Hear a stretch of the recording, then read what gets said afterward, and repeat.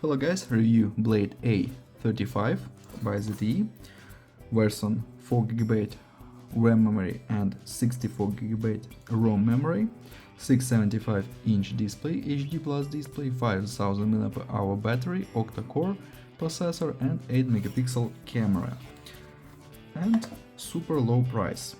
Okay, we have device in completion and protected film, protected back body, back cover protected, adapter for charging and Type-C cable. All we need we have in completion. Okay. Turn on device. On this side power button, volume buttons. On this side slot for SIM cards. Downside Type-C port, speaker, microphone and headphones jack.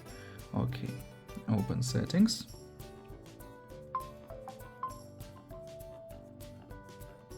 About phone, we have my OS version 14, Android 14.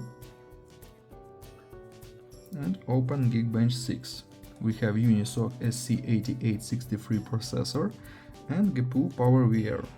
Look results, single core score only and multi-core score processor results only we have, and look into the benchmark results.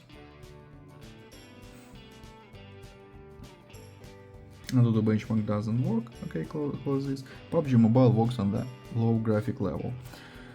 And now I show you photos on the main camera, let's see this.